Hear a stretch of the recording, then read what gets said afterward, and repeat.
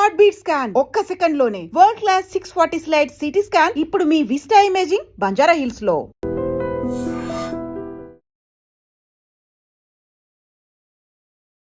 ఐడ్రీమ్ ప్రేక్షకులకు నమస్తే, నేను ఉదయశ్రీ. ఇప్పుడు మనతో పాటు స్టూడియోలో ప్రముఖ ఆయుర్వేదిక్ వైద్య నిపుణులు, వంటింటి వైద్యానికి కేర్ ఆఫ్ అడ్రస్ అయిన డాక్టర్ చిట్టిబొట్ల మధుసూదన్ శర్మ గారు ఉన్నారు. మరి చిట్టిబొట్ల మధుసూదన్ శర్మ గారు మనకు ఎన్నో వంటింటి చిట్కాలు చెబుతూ ఉంటారు మన హెల్త్కి సంబంధించి. ఇప్పుడు ఆయన అడిగి కాన్స్టిపేషన్తో చాలామంది బాధపడుతూ ఉంటారు. దానికి మనం ఇంట్లో ఎలాంటి రెమెడీని తయారు చేసుకోవచ్చు, అలాగే మార్కెట్లో ఏం అవైలబుల్ ఉన్నాయి తెలుసుకుందాం. నమస్తే సార్. నమస్తే. సో కాన్స్టిపేషన్ అనేది అంటే ఎలాంటి బాడీ తత్వం ఉన్న వాళ్ళకి ఉంటుంది, ఎందుకు ఉంటుంది సార్? సర్వసాధారణంగా వేడి తత్వం ఉన్నటువంటి వాళ్ళలో కాన్స్టిపేషన్ అనేటువంటి సమస్య ఉంటుంది. బాడీలో హీట్ ఉన్నటువంటి వాళ్ళలో, అదే మనం ఆయుర్వేద పరంగా చెప్పుకోవాలంటే వాత శరీరం, వాత ప్రకృతి గల వాళ్ళలో ఈ కాన్స్టిపేషన్ అంటే వాతం అనేటువంటి ఈ యొక్క ఏదైతే ఉందో బయలాజికల్ ఫ్యాక్టర్ ఏదైతే ఉందో, ఈ వాత దోషం ఎక్కువగా ఉన్నటువంటి వాళ్ళలో, వాత ప్రకృతి ఎక్కువ ఉన్నటువంటి వాళ్ళలో ఎక్కువ శాతం మందిలో కాన్స్టిపేషన్ అంటే మలబద్ధక సమస్య కలుగుతుంటుంది. కారణం ఏంటంటే దేహంలో ఉన్నటువంటి నీటి శాతాన్ని ఈ యొక్క వాతం, గాలి అని ఏదైతే చెప్తామో, ఎయిర్ అనేది చెప్తామో, ఆ యొక్క ప్రభావం చేత ఆ నీటి శాతం డ్రై అప్ కావడం చేత, మలంలో ఉన్నటువంటి నీటి శాతం కూడా డ్రై కావడం చేత అలాంటి వాళ్ళకి మలబద్ధక సమస్య కలుగుతుంటుంది. దీనికి తోడు మరి ప్రకృతి పరంగా అయితే పర్లేదు, కానీ మరి ప్రకృతి పరంగా కాకుండా కూడా కొంతమందికి ఏంటంటే వాళ్ళు పాటించేటువంటి విధి విధానాలు సరిగ్గా లేకపోవడం చేత మలబద్ధక సమస్య కలుగుతుంటుంది.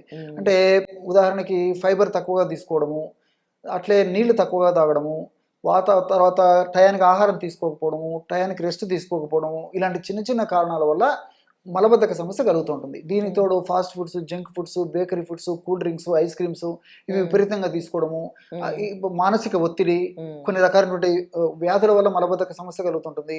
కొన్ని రకాలైనటువంటి వ్యాధులకు వాడేటువంటి కొన్ని స్పెసిఫిక్ మెడిసిన్స్ కూడా అంటే ఆధునిక కృత్రిమ రసాయన ఔషధాల వల్ల, ముఖ్యంగా మానసిక వ్యాధులకు వాడేటువంటి జబ్బులు, ఔషధాలు, అదేవిధంగా పార్కిన్సన్స్ అని చెప్పేసి ఆ యొక్క జబ్బు, ఆ జబ్బు ఒక రకమైన న్యూరలాజికల్ డిసీజ్ అనమాట.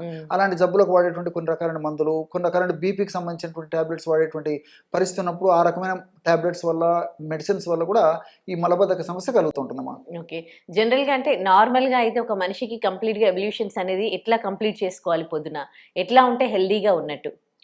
కాల విరేచనం ఆరోగ్యకరణం శ్రేష్టం అని చెప్పేసి మన మహర్షులు వేలాది సంవత్సరాల క్రితమే సూక్ష్మప్రాయంగా చెప్పడం జరిగిందమ్మా.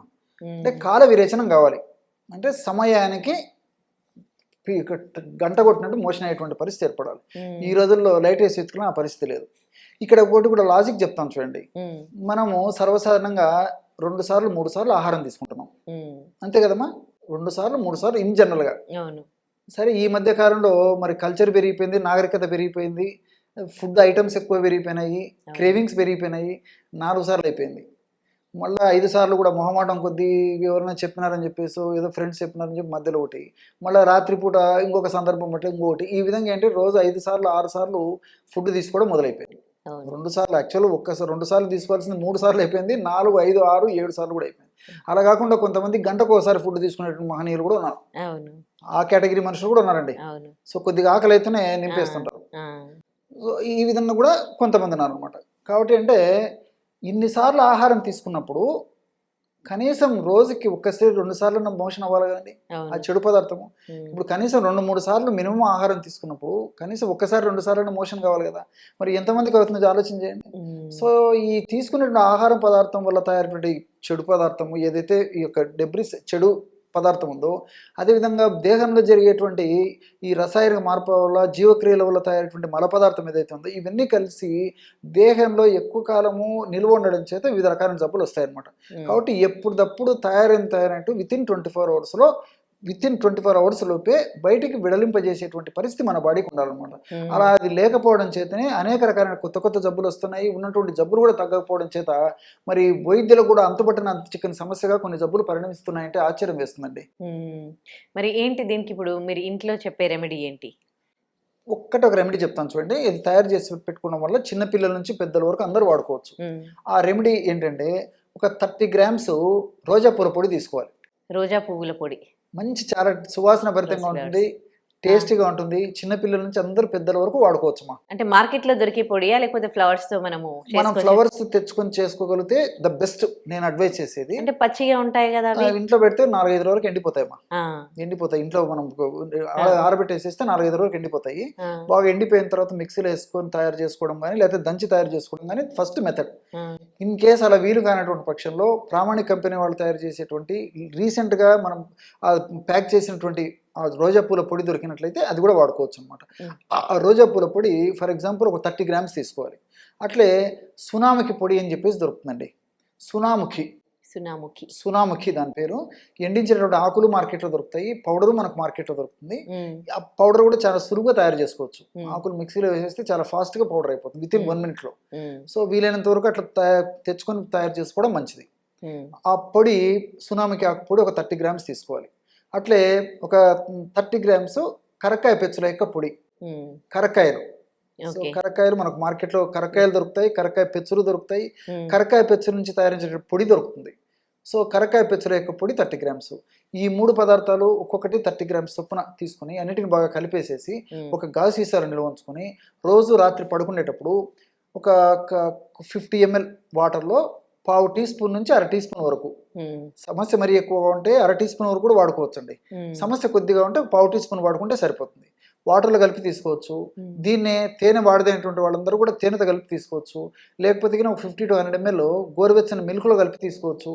ఇలాగ తీసుకున్నా మరి చాలా సమర్థవంతమైన ఫలితాలు కలుగుతాయి. ఎక్కువ శాతం మందిలో విత్ ఇన్ ఫస్ట్ డే ఒక్క డోస్ వాడినప్పటికీ దాని రిజల్ట్ కనిపిస్తుంది. కొంతమందిలో మాత్రం ఒక 2-3 రోజులు వాడేసరికి దాని ప్రభావం కనిపిస్తుంది. సో ఉదయమే ఈ పేగుల చలనంతో మనకు మెలకు వచ్చేస్తుంది, అంటే సెన్సేషన్తోనే మనకు మెలకు వస్తుంది.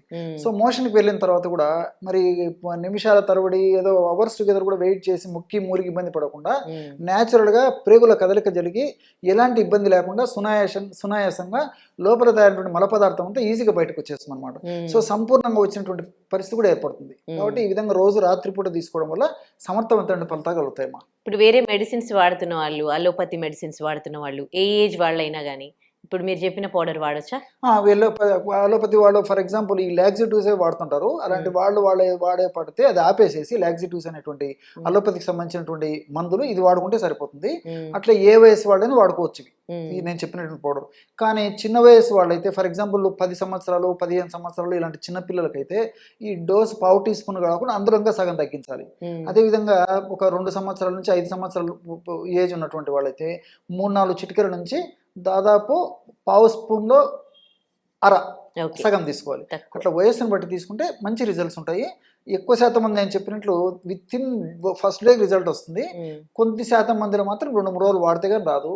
అదే ఇంకొకటి ఏంటంటే ఇక్కడ మనం మరొకటి చెప్పుకోవాల్సింది ఏంటంటే ముఖ్యంగా ఈ పసిపిల్లలు పాపం వాళ్ళకు నోరు లేదు, ఏడుస్తుంటారు, కడుపులో అజీర్ణంగా ఉంటుంది, పాలు జీర్ణం కావు, పొట్ట ఉబ్బరంగా ఉంటుంది, మోషన్ కాకపోవడం చేత కడుపు నొప్పి, పోటు, సంకటము, అనీజీ, డిస్కంఫర్ట్ అని ఉంటాయి.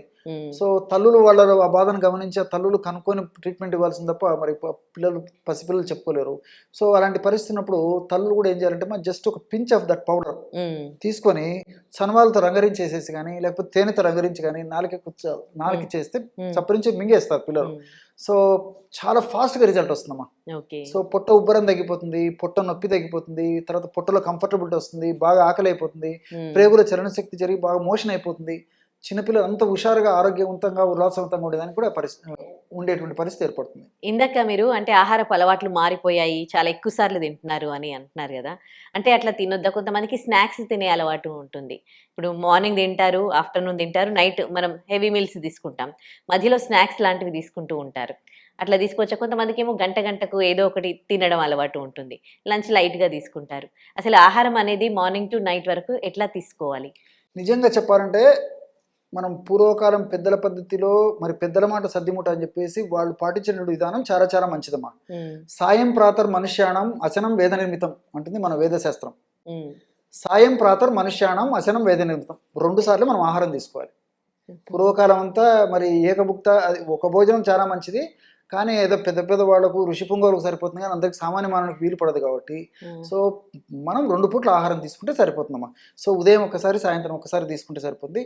మనకు తీసుకునేటువంటి విధానం కానీ ఆహారం వండుకునేటువంటి విధానం కానీ సరిగ్గా తెలియక అవగాహన లోపంతో వాటిని సరిగ్గా తయారు చేసుకోలేక అటువంటి ఆహారం తీసుకోవడం వల్లనే ఇలాంటి ఇబ్బందులు ఎదురవుతున్నాయి. ఫర్ ఎగ్జాంపుల్ ఉదయం పూట ఇడ్లీ, తర్వాత దోశ, తర్వాత ఈ చపాతి, ఉప్మా ఇలాంటివి తీసుకోవడం చేత వీటిలో ఎక్కువ కార్బోహైడ్రేట్స్ ఉండడం చేత కార్బోహైడ్రేట్స్ ఉన్నటువంటి ఈ యొక్క ఆహార పదార్థాలను తీసుకున్నప్పుడు త్వరగా జీర్ణమయ్యేసి వెంటనే మళ్ళీ ఆకలి అయిపోతుంది. ఫర్ ఎగ్జాంపుల్ మీరు బ్రెడ్ తీసుకోండి, మైదా పిండితో చేసినటువంటి బ్రెడ్, తర్వాత ఇట్లాంటి బేకరీ ఐటమ్స్ తీసుకున్నారు అనుకో ఫర్ ఎగ్జాంపుల్, సో 1 గంట 2 గంటలకు మళ్ళీ ఆకలి అయిపోతుంది. క్రేవింగ్ వచ్చే కొద్దీ మళ్ళీ ఫుడ్ తీసుకుంటాం. సో ఫుడ్ తీసుకునే కొద్దీ మళ్ళీ జీర్ణం అయిపోతుంది. అదంతా ఫ్యాట్ కింద మారిపోవడము, షుగర్ కింద మారిపోవడము, మరొక చెడు పదార్థం కింద మారిపోవడం జరుగుతుంది. కాబట్టి తీసుకునే ఆహారంలో మరి ఫైబర్ ఎక్కువ ఉండాలి, ప్రోటీన్స్ ఎక్కువ ఉండాలి, అవసరాన్ని బట్టి కార్బోహైడ్రేట్స్ ఉండాలి. ఈ విధంగా సంతులిత ఆహారం తీసుకున్నప్పుడు ఇలాంటి ప్రాబ్లమ్స్ ఉండవమ్మా. మనకు తెలియక అందులో ముఖ్యంగా ఏంటంటే ఇప్పుడు తీసుకునేటువంటి ఈ ఆహార పదార్థాలు కూడా కార్బోహైడ్రేట్స్ ఎక్కువ తింటున్నాం. ఉదయం కార్బోహైడ్రేట్ ఫుడ్డే త్వరగా జీర్ణం అయిపోతుంది. పాలిష్డ్ ఫుడ్, ముఖ్యంగా కార్బోహైడ్రేట్స్ అంటే మొత్తం పాలిష్ చేసినటువంటి ఇడ్లీ, దోశ, ఉప్మా, తర్వాత చపాతి, మీరు ఏదైనా తీసుకోండి మొత్తం పాలిష్ చేసినటువంటి ఆ యొక్క ధాన్యాలతోనే చేసుకుంటున్నాం. మధ్యాహ్నం భోజనం అట్లా అయిపోయింది, రాత్రిపూట తీసుకునే ఆహారం అయిపోయింది. సో దీనివల్లనే మరి త్వరగా జీర్ణం అయిపోతుంది, త్వరగా ఆకలి అయిపోతుంది. అలా కాకుండా సంతులిత ఆహారం తీసుకోవడం వల్ల ఎలాంటి ప్రాబ్లం ఉండదు. Right, thank you sir. Okay. And for more videos, Please subscribe to iDream. Please subscribe to iDream. Please subscribe iDream. And please subscribe to iDream. For more videos, subscribe to iDream. please like, share and subscribe to the channel. Congratulations, iDream. Subscribe to iDream. Subscribe to iDream. So subscribe to iDream Media. iDream ki iDream team andarki huge congratulations. Please subscribe iDream Media. Please subscribe to iDream. Subscribe iDream. Please subscribe to iDream. iDream అంటే నా కళల ఛానల్ను subscribe చేసుకున్న నోరు తిరుగుతలేదు, మీరైతే గంట గుర్తు కొట్టండి. For more such videos, please subscribe to iDream. Subscribe to iDream. Please subscribe to iDream. Please subscribe iDream Media. Please do subscribe to iDream. Please subscribe to iDream Media. For best entertainment and information, please subscribe iDream. And don't forget to subscribe to iDream.